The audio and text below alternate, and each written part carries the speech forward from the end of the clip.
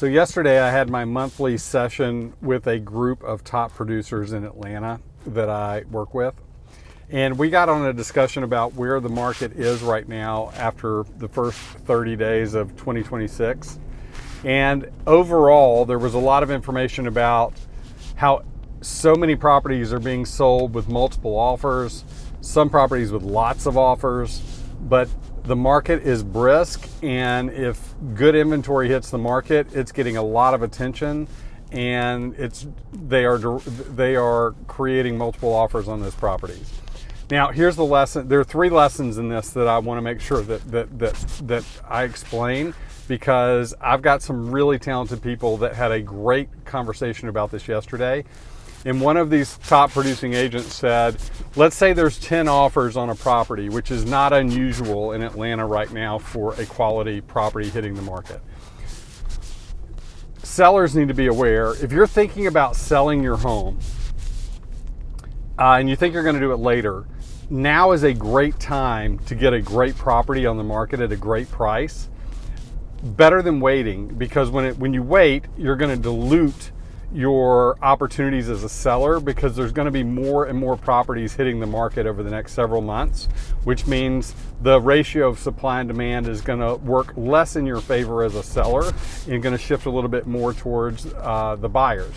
Now, so if you're thinking about selling, now's a really good time. And you might say it's not really the best time. I would need more time. The cool thing about multiple offers is when you have multiple offers, you can get almost everything you want as a seller from your property. Not just price, but you may be able to get terms. You may be able to get to stay in your house until you find the house that you want to move into. There's all kinds of cool things that can happen for you as a seller when you have a market that's generating multiple offers on properties like yours. So you might want to talk to your real estate professional to find out if now is a great time to get your property on the market versus waiting for a later time.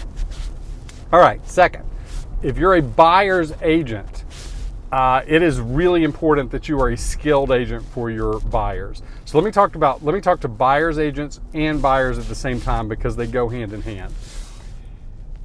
One of the things that was said that I thought was fascinating yesterday is, let's say you have 10 offers on a piece of property, on a listing. Well, you get 10 offers on it, which again is not uncommon. Agent said, right off the bat, you're going to have 2, maybe 3, but most generally 2 agents that know what they're doing in that situation, and it's going to be a 2-horse race for the listing.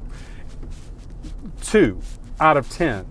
She said 2 agents know enough, communicate enough, have good enough relationships, write good enough contracts, have good enough track records where their presentation of their offer for their client is going to move them to the top of the stack, and it's going to be between probably 2 agents out of 10 that bring offers. She said 5 or 6 of the agents that bring an offer are going to bring a good offer. It's not going to be exciting, but it's just not going to be in the realm of what's needed to win in a multiple offer climate. So nothing wrong with the offer under general circumstances, but when you move into a multiple offer situation, stakes go up and your offer needs to change to be much more competitive. And then she said there's going to be 2 or maybe 3 agents that have no clue, that don't even have the slightest bit chance of getting this property for their client, because they don't know what they're doing, they don't know how to write a good contract, they don't communicate professionally during the process, and they're just out right off the bat. There's no interest in them whatsoever, and the interest moves to the people that are the top 2, maybe 3 in the stack. So that's very good information for people that are finding themselves in these situations. So as a buyer, if you're a buyer, you need to make sure that if you're dealing with a multiple offer situation particularly, that the quality of the agent you hire means everything to you, absolutely everything to you. Like if you're working with somebody who's not skilled and you're wondering why you're not winning contracts, it's because your agent's not skilled, or they haven't learned the tactics that it takes to win for their clients in super competitive situations.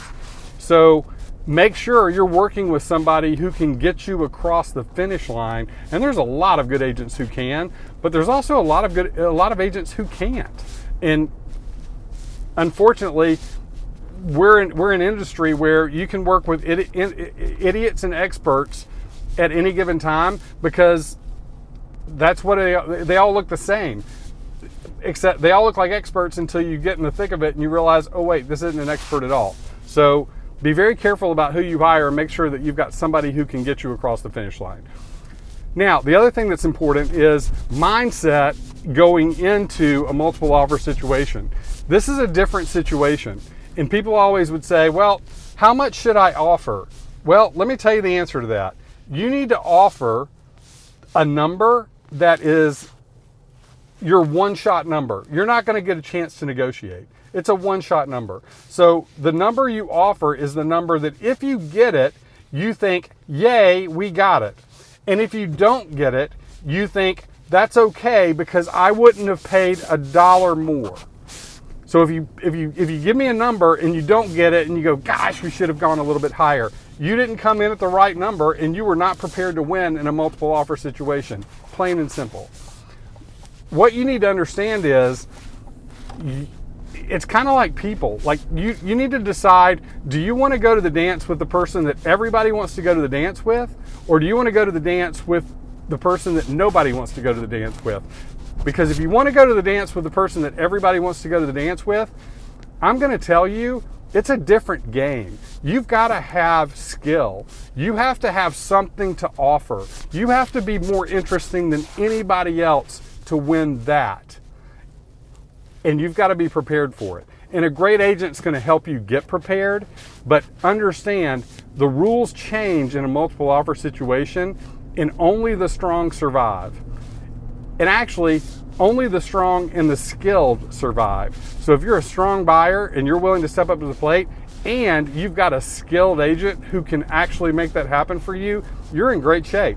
But if one of those two things is off, you're not going to have a shot, and you're just spinning your wheels. You're not going to get those properties. So sellers, get on the market.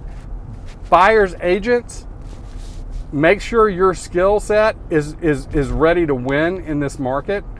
And buyers, make sure your mindset and the skill set of the person you hire can get you across the finish line.